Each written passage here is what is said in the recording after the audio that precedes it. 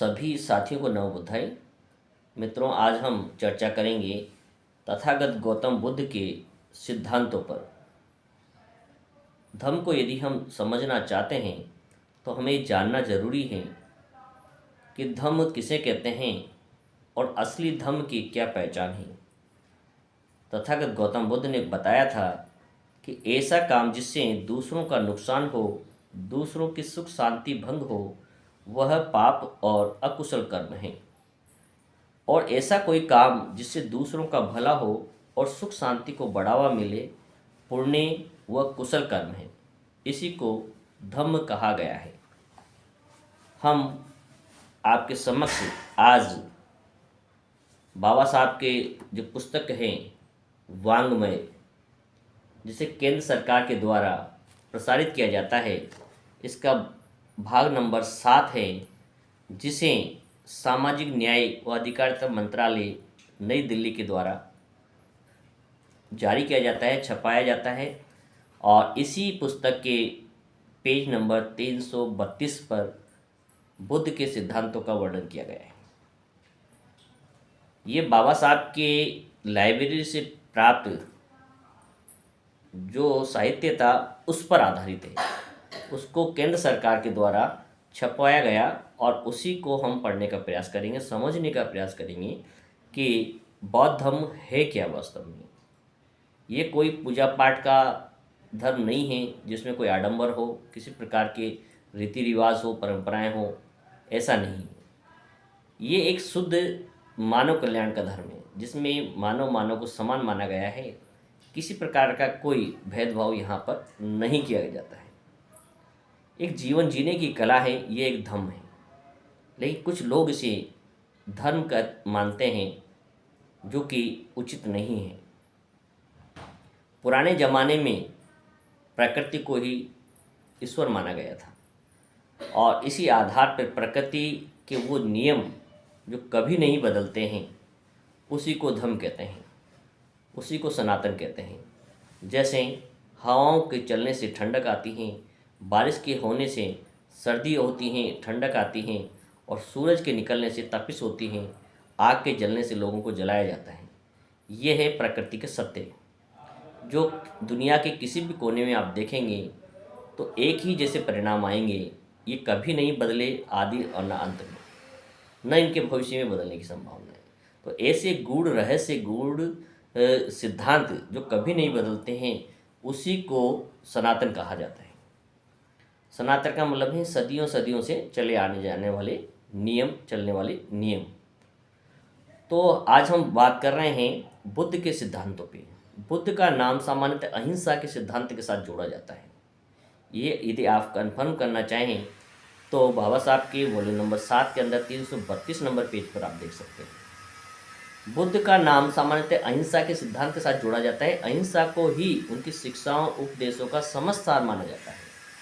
उसे ही उनका आरंभ, प्रारंभ और अंत समझा जाता है। बहुत कम व्यक्ति इस बात को जानते हैं कि बुद्ध ने जो उपदेश दिए वे बहुत ही व्यापक हैं, अहिंसा से कई गुना बढ़कर हैं। अतएव यह एक आवश्यक है कि उनके सिद्धांतों को विस्तार पूर्वक प्रस्तुत किया जाए। ये बाबा साहब कह रहे हैं, मैंने त्रिपिटक का अध्ययन किया है और उस अध्ययन में से मैंने जो समझा है मैं उसे आगे निम्न बिंदुओं के द्वारा प्रस्तुत कर रहा हूँ। ये बाबा साहब की खुद की लेखनी है और उनके द्वारा तैयार किया गया साहित्य है। इसे हम सिर्फ यहाँ वाचन कर रहे हैं। बाबा साहब ने कहा कि बौद्ध धर्म मुक्त समाज के लिए आवश्यक है। मुक्त समाज का तात्पर्य है जहाँ पर कोई सामाजिक बंधन न हो, बाड़े नहीं हो, सामाजिक बाड़े नहीं बनाए जाए। हिंदू, मुस्लिम, सिख, ईसाई, इस तरह से सांप्रदायिक आधार पर उन्हें बाड़ों में बंद न किया जाए, बल्कि उन्हें खुली आज़ादी दी जाए। वो किसी भी धर्म को माने, किसी भी पौराणिक कथाओं को माने, धर्म के सिद्धांतों को माने, मान्यताओं को माने, उसकी पूरी आज़ादी यदि देनी है तो उसे बौद्ध धर्म को अपनाना अनिवार्य है। सेकंड नंबर पर उन्होंने कहा प्रत्येक धर्म अंगीकार करने योग्य नहीं है। बाबा साहब ने कहा धर्म तो अनेक हैं, लेकिन सबकी अपनी अपनी विशेषताएं, कमियां हैं, अच्छाइयां हैं। उन्हें जानना समझना अनिवार्य है, क्योंकि हर धर्म अपनाने के योग्य नहीं है, मानव कल्याण के लिए उपयुक्त नहीं है। और उन्होंने जिस धर्म की वकालत की उसे बौद्ध धर्म कहा गया है। उन्होंने आगे चल के कहा 3 नंबर पे, धर्म का संबंध जीवन के तथ्यों व वास्तविकताओं से होना चाहिए। ईश्वर या परमात्मा या स्वर्ग या पृथ्वी के संबंध में सिद्धांतों, अनुमान मात्र, निराधार कल्पनाओं से नहीं होना चाहिए।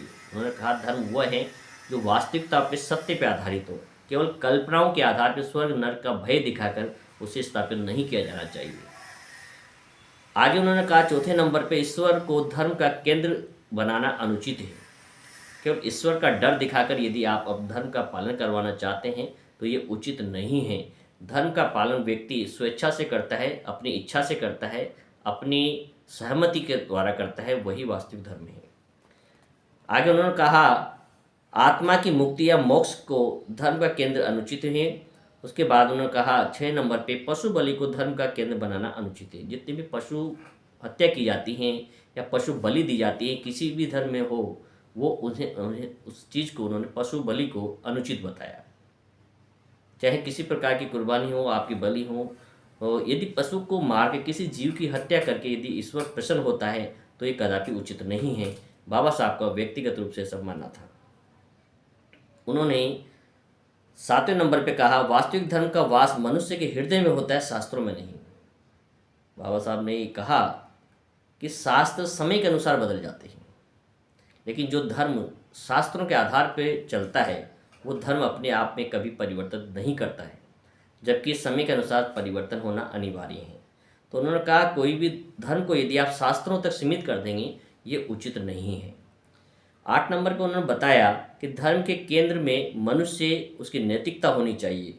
यदि नहीं है तो धर्म एक घोर अंधविश्वास है। किसी भी धर्म की केंद्र बिंदु जो है मानव और मानव का कल्याण होना चाहिए। यदि उसके स्थान पर किसी अदृश्य शक्ति को यदि आपने बनाया है तो वो एक मजाक है, एक क्रूर अंधविश्वास है। 9 नंबर पे उन्होंने लिखा है कि नैतिकता के लिए जीवन का आदर्श होना ही पर्याप्त नहीं है। क्योंकि ईश्वर नहीं है, अतः इसे जीवन का नियम या कानून होना चाहिए।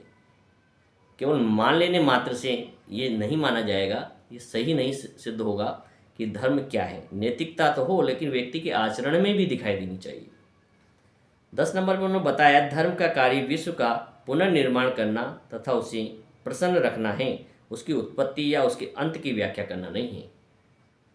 असली धर्म वही है कि जो विश्व के पुनर्निर्माण, विकास की बात करें, पुनर्निर्माण की बात करें, इसका अंत कब कैसे होगा या इसका प्रारंभ कैसे हुआ, पृथ्वी कैसे बनी, इसकी चर्चा करना एक व्यर्थ समय बर्बाद करने के बराबर है। इसका कोई अंत नहीं है। इसलिए बेफालतू की बातें करने से अपेक्षा हमें क्या होना चाहिए कि विश्व के पुनर्निर्माण पर बल देना चाहिए, वही असली धर्म है। ये धर्म आपको बताता है कि पृथ्वी का निर्माण कैसे हुआ, इस सृष्टि का निर्माण कैसे हुआ, तो इसका कोई अंत नहीं है। और इस प्रकार की फिजूल की बातें करने वाला कोई धर्म नहीं हो सकता है। उन्होंने आगे बताया कि संसार के दुख स्वार्थों से टकराव के कारण होते हैं। जितने भी लोग दुखी हैं उनके दुख का मुख्य कारण है स्वार्थ। जब व्यक्ति अपने स्वार्थ से मुक्त हो जाएगा तो निश्चित रूप से दुखों से उसकी मुक्ति हो जाती है। और इसके समाधान का एकमात्र तरीका है अष्टांगिक मार्ग का अनुसरण करना। जो गौतम बुद्ध ने बताया अष्टांगिक मार्ग, उस मार्ग का अनुसरण यदि करता है तो व्यक्ति की स्वार्थ की भावनाएं, ईर्ष्या की भावना, कटुता की भावना समाप्त हो जाती हैं और उसमें करुणा, दया और परोपकार जागृत होता है। यही अष्टांगिक मार्ग सभी दुखों का अंत करने वाला एक उपाय बाबा साहब ने बताया। आगे उन्होंने कहा संपत्ति के निजी स्वामित्व के अधिकार वो शक्ति का एक वर्ग के हाथ में आ जाना और दूसरे वर्ग को दुख मिलता है। यदि संपत्ति का एकाधिकार किसी निश्चित लोगों के हाथ में आ जाता है और एक बहुत बड़े तबके को आप संपत्ति से वंचित कर देते हैं तो समाज के अंदर टकराव निश्चित रूप से होगा, क्योंकि बहुत बड़ा तबका जो वर्ग है वो दुखी होगा और अपने दुखों के कारण प्रतिरोध करेगा, उसकी क्रांतियाँ होती हैं। इसलिए संपत्ति का विकेंद्रीकरण होना चाहिए। उन्होंने आगे कहा कि समाज के हित के लिए आवश्यक है इस दुख का निदान, इसके कारण का निरोध किया जाए कि इसका क्या कारण है टकराव का और इसका क्या उपाय है। ये खोज, ये रास्ता यदि कोई बताता है वही वास्तव में असली धर्म है। सभी मानव प्राणी समान हैं। धर्म का उद्देश्य यही है कि उस धर्म के अंदर सभी प्राणियों को समान मानना चाहिए, चाहे वो प्राणी छोटा हो, बड़ा हो, स्त्री हो, पुरुष हो, किसी भी जाति का हो, किसी भी वर्ण का हो, किसी भी वर्ग का हो, उसके साथ इक्वलिटी का व्यवहार किया जाए, समानता। क्योंकि यदि हमारे लगने से एक दर्द होता है तो निश्चित रूप से सामने वाले को यदि हम पीड़ा देते हैं तो उसके भी दर्द होता होगा। ऐसा यदि कोई मानता है तो वही वास्तविक धर्म है, और धर्म की बात यही है। आगे उन्होंने कहा, मनुष्य का मापदंड उसका गुण होना चाहिए, जन्म नहीं। धर्म की यही पहचान है, बौद्ध धर्म के सिद्धांतों में मूल में छिपा है कि व्यक्ति जन्म से महान नहीं होता है, अपने कर्म से महान होते हैं। और व्यक्ति की पहचान उसके कर्म, उसकी बुद्धि, उसके विवेक, उसके विचार होने चाहिए, न कि किस वर्ग में उसका जन्म हुआ है, किस क्षेत्र में उसका जन्म हुआ है, ये कोई मायने नहीं रखता है। यही बौद्ध धर्म की सबसे बड़ी जो पहचान है, विशेषता है। आगे उन्होंने कहा है कि जो चीज़ महत्वपूर्ण है वह है उच्च आदर्श, न कि उच्च कुल में जन्म लेना। व्यक्ति के ऊंचे कुल में जन्म लेना महत्वपूर्ण नहीं है, बल्कि उच्च आदर्शों के साथ उसका जीवन जीना ज़्यादा महत्वपूर्ण है। सबके प्रति मैत्री का, सहचर होना, भाईचारे का कभी भी परित्याग नहीं करना मानव की सच्ची पहचान है। यदि सभी को हम बंधुत्व के साथ, वसुधैव कुटुंबकम का जो नारा भारत का है, उसका तात्पर्य यही है कि धरती पर रहने वाले सभी व्यक्ति हमारे परिवारजन हैं।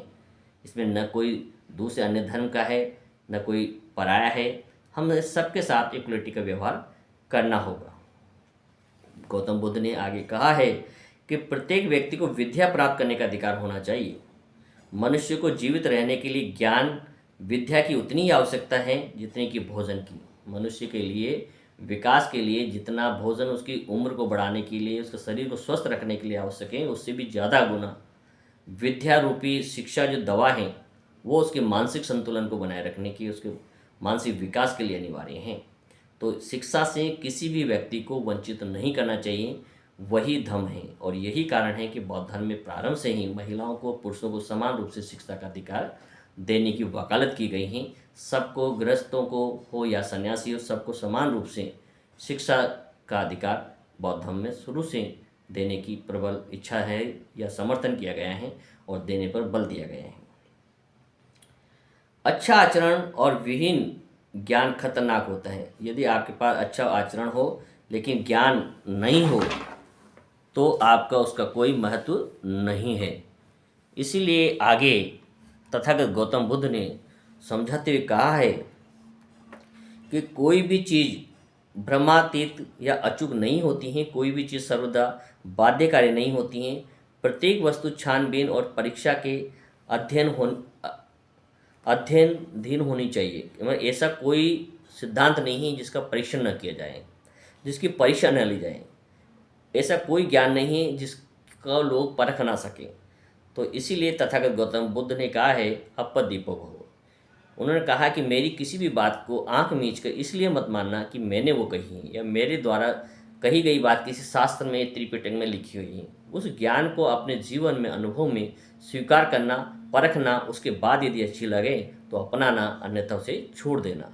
ये बौद्ध धर्म की सबसे बड़ी पहचान है। आगे उन्होंने कहा है, कोई भी वस्तु निश्चित तथा अंतिम नहीं होती है। कोई भी व्यक्ति चाहे कितना ही बुद्धिमान हो, अंतिम अवस्था में नहीं पहुंच सकता है। उसके ज्ञान की परिष्कृत होने की संभावना हरदम बनी रहती है। इसलिए कभी भी व्यक्ति को अपने आप को सर्वश्रेष्ठ नहीं मानना चाहिए कि मुझसे अच्छा कोई व्यक्ति नहीं हो सकता है, क्योंकि दुनिया है, संसार है, लोग आते हैं और जाते हैं, चले जाते हैं। उसी प्रकार से कोई भी वस्तु सुनिश्चित नहीं होती कि हमेशा बनी रहेगी, नश्वर है। जो चीज़ है वो कल नहीं रहेगी, समय है, आज है, कल नहीं रहेगा। परिवर्तनशील का नियम ही धम्म सिखाता है। प्रत्येक वस्तु कारण कार्य संबंध के नियम के अधीन होनी चाहिए। कोई भी घटना होती है उसका कोई न कोई कारण होता है, उस कारण के द्वारा ही वो परिणाम में परिवर्तित होती हैं। इसलिए जैसे मान लीजिए कोई व्यक्ति बीमार है तो बीमारी की खोज के लिए दवाओं का निर्माण होता है, और दवाओं का उपयोग करने से ही उस बीमारी का अंत होता है। तो कार्य कारण हर चीज़ में छिपा होता है। यदि आप गरीब हैं तो उसके पीछे भी कोई कारण है। आपकी अशिक्षा है, आपके आलसीपन है, आपके कर्म न करने की अरुचि हैं। यदि आप उन कारणों को दूर कर देंगे तो आपकी गरीबी स्वतः ही समाप्त हो जाएगी। तो यही उन्होंने कहा, प्रत्येक वस्तु कार्य कारण संबंध नियम अधीन होती हैं। आगे उन्होंने कहा है, कोई भी वस्तु स्थायी या सनातन नहीं है, प्रत्येक वस्तु परिवर्तनशील होती है, सदैव वस्तुओं में होने वाला क्रम निरंतर चलता रहता है। ये बहुत अच्छी बात है। उन्होंने कहा कोई भी चीज़ स्थायी नहीं है कि एक बार बन गए तो वो हमेशा के लिए सही है। समय के अनुसार उसमें परिवर्तन होना अनिवार्य है। जो भी आप यदि उदाहरण देखें, जिन जिन कंपनियों ने अपने आप को मॉडिफाई नहीं किया, नई परिवर्तन का रूप नहीं ढाला, वो कंपनियां बर्बाद हो जाती हैं, डूब जाती हैं। इसी प्रकार से जो साहित्य, जो वेद या पुराण जो कहा जाए, वो यदि समय के अनुसार नहीं बदलते हैं, उसमें परिवर्तन नहीं होते हैं, तो उसका महत्व समाप्त होता चला जाता है। तो तथागत गौतम बुद्ध ने यही कहा, ऐसा कोई ज्ञान नहीं, कोई ऐसी वस्तु नहीं है जो स्थायी है और सनातन रहेगी। उसमें परिवर्तन की संभावनाएं बनी रहती हैं, और जब तक व्यक्ति में परिवर्तन होता रहता है तब तक वो परिष्कृत और निखरता रहता है। आगे उन्होंने कहा, युद्ध यदि सत्य है तथा न्याय के लिए है, न हो तो अनुचित है। युद्ध का विरोध तथागत गौतम बुद्ध ने कभी नहीं कहा, और यही बात अशोक महान के जीवन से सीखी जाती है। लोग कहते हैं कि जब उन्होंने बौद्ध धर्म ग्रहण किया तो अपनी तलवार को हमेशा के लिए त्याग दिया। ऐसा नहीं था। उन्होंने युद्ध, पहले जो युद्ध किया करता था अशोक, तो लोगों की संपत्ति को हड़पने के लिए, शासक को अपना गुलाम बनाने के लिए लड़ते थे। लेकिन उनके बाद में, बौद्ध धर्म के बाद, उन्होंने ये प्रण लिया था कि अनैतिक रूप से मैं किसी का ऊपर हमला नहीं करूँगा, किसी को सताऊँगा नहीं, किसी को अपना गुलाम बनाने का प्रयास नहीं करूँगा। तो यही उन्होंने बौद्ध धर्म में कहा, युद्ध यदि सत्य पर लड़ा जाए, सत्य के लिए लड़ा जाए, न्याय के लिए लड़ा जाए, तो वो युद्ध न्यायचित है, न्याय रूप में है। यदि वो अनुचित रूप से लड़ा जाता है तो उसका विरोध किया जाना चाहिए। युद्ध केवल मानव कल्याण के लिए, मानव रक्षा के लिए, परोपकार के लिए लड़ा जाना चाहिए। अगर आवश्यकता पड़ जाए तो यदि मान लीजिए कोई शत्रु आप पर आक्रमण कर देता है अनावश्यक, तो निश्चित रूप से आपको उसका सामना करना पड़ेगा, उसको हराना पड़ेगा, उसकी मृत्यु भी उसका भी कारण बनना पड़ेगा, उसको अपना गुलाम भी बनाना पड़ेगा। ऐसा नहीं है कि यदि आपने बौद्ध धर्म ग्रहण कर लिया तो आप किसी प्रकार की प्रतिक्रिया नहीं करेंगे, अपने अधिकारों के साथ भी समझौता कर लेंगे, ऐसा नहीं है। इसलिए उन्होंने ऐसे युद्धों का कभी भी विरोध नहीं किया। अंतिम यदि हम देखें तो 25 नंबर पर उन्होंने कहा है, पराजित के प्रति विजेता के कर्तव्य होने चाहिए। यदि आपने किसी को गुलाम बना लिया है, युद्ध में हरा दिया है, तो फिर भी आपके कर्तव्य हैं, आप उसके साथ वैसा ही व्यवहार करें जो एक सामान्य मानव के साथ किया जाना चाहिए। उसकी मानवता को खत्म नहीं किया जाना चाहिए। बुद्ध का संक्षिप्त रूप में यही सिद्धांत था। ये कितना प्राचीन है परंतु कितना नवीन है, उनके उपदेश कितने व्यापक और कितने गंभीर हैं, जो आज की परिस्थितियों में भी यदि हम उनका मूल्यांकन करें तो सही साबित होते हैं। तो इन विशेष गुणों के कारण ही बाबा साहब ने बौद्ध धर्म को ग्रहण किया था, और 13 अक्टूबर 1956 को नागपुर में 5 लाख लोगों के साथ बौद्ध धर्म ग्रहण किया था। यूँ ही इतना महान व्यक्ति जिसे सिंबल ऑफ नॉलेज कहा जाता है, वो अपने धर्म को त्याग नहीं सकता है।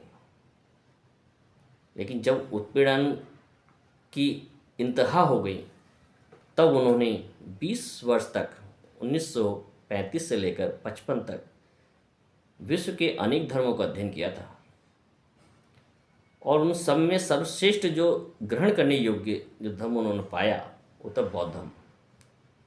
इसीलिए उन्होंने वकालत की कि उनके भाई, जिन्हें जलालत का जीवन जीना पड़ रहा है, अस्पृश्यता का सामना करना पड़ रहा है, भेदभाव जहाँ होता है, डिस्क्रिमिनेशन जहाँ होता है, उससे यदि बाहर निकलना है, अपनी पहचान बनानी है, वर्ग भेद से बाहर निकलना है, वर्ण व्यवस्था से बाहर निकलना है, एक नया जीवन जीना है और दुनिया की, विश्व की एक विरासत के साथ जुड़ना है, तो आपको बौद्ध धर्म अपनाना चाहिए। ये बाबा साहब की खुद के अपने शब्द हैं जो उन्होंने सार्वजनिक रूप से नागपुर में कहे थे।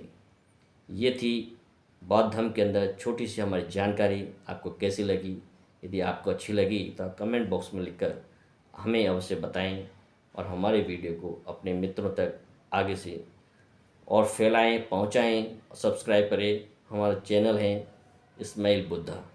सभी को नमो बुद्धाय।